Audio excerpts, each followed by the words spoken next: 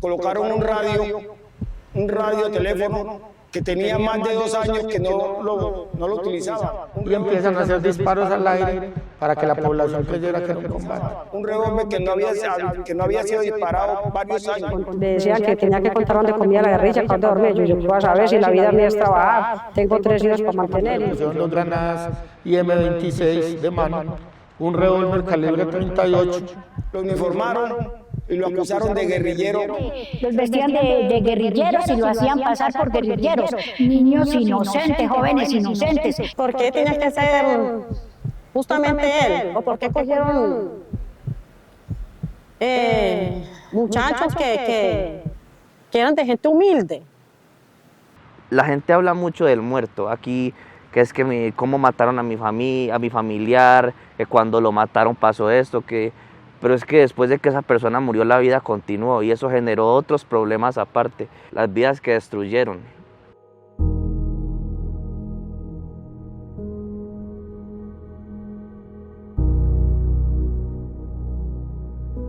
Lo que pasa es que nos metieron en una fiesta que no era de nosotros, esa guerra no era de nosotros, no era de Oscar, no era mío. Porque lo que yo he sufrido no se lo deseo ni al peor enemigo. Ni al peor enemigo. Pero ¿qué pasa? Desafortunadamente todos los días lo vamos a vivir. Hoy estamos pasando esto y no es un año, no es un día, ni 2 días, ni 3 días, es 17 años en el caso mío.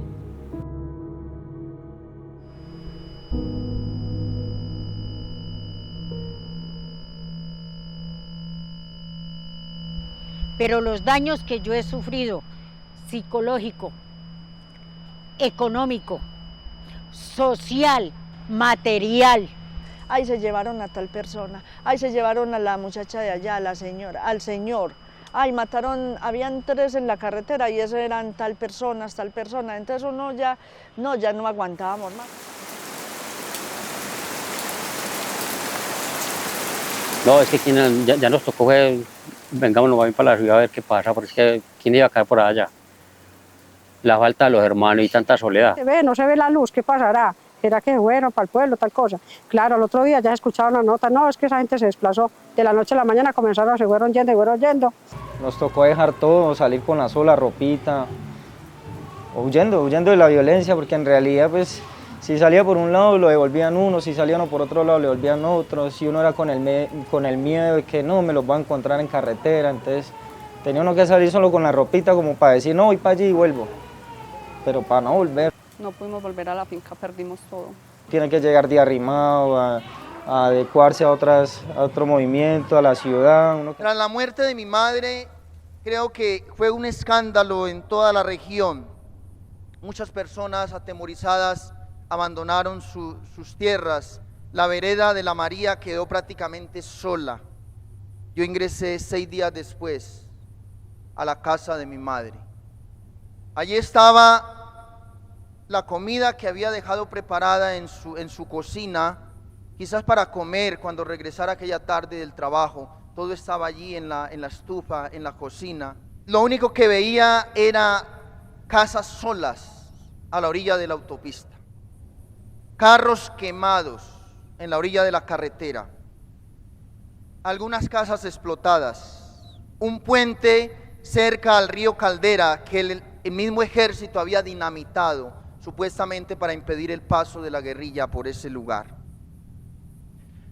Puedo decirles que todo parecía haberse acabado, parecía que el fin del mundo hubiese pasado por esa región. Salimos desplazados mi abuela y yo, y le tocó enfrentarse al mundo otra vez como cuando era joven, encargarse de mí, pero con el peso de la muerte de mi mamá, no solo de la muerte, sino la desaparición. A mi mamá la desaparecieron.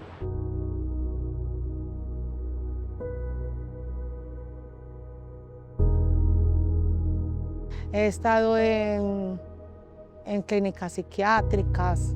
Debido a esto, mis otros hijos se fueron de acá de Medellín. No, que es que uno se pone tan cansón con una desaparición que uno cree que el mundo se le acabó.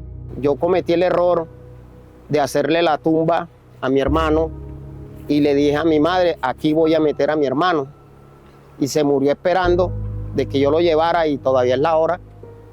No he podido cumplir con con esa promesa que le hice a mi mamá. Y así está mi padre también avanzado de edad.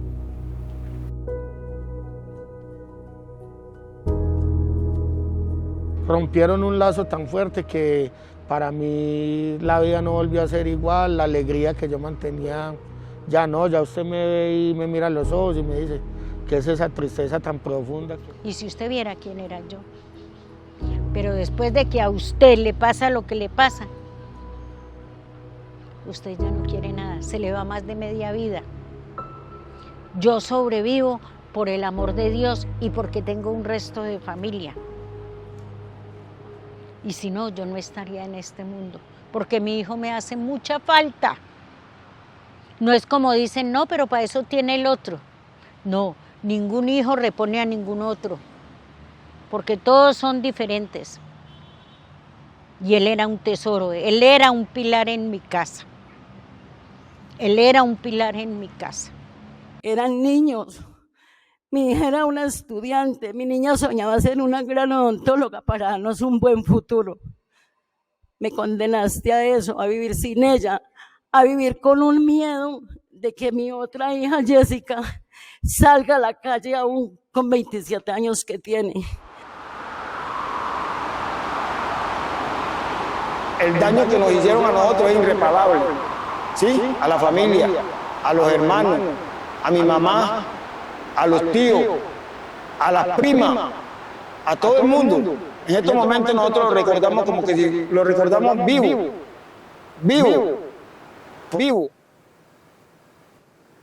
Yo me acuerdo algo de primaria, que yo me mantenía todo el día riéndome, pero al final del día, cuando todo el mundo venía a recoger sus hijos, yo era el único que caminaba solo a su casa. Eso me molestaba bastante. A mi hijo le hicieron mucho bullying. Le decían en esa época, es que su papá era un malandro. A mí nunca se me va a olvidar esa palabra. Le decían, es que su papá es un malandro, por eso lo mataron. Mi hijo creció con resentimiento. Sufríamos señalamientos por parte de las otras comunidades donde decían, ¿cómo así que a esa vereda lo representaba un guerrillero? Alguien se da cuenta que el ejército le mató un hijo y ¿sabe qué dicen? Por algo sería.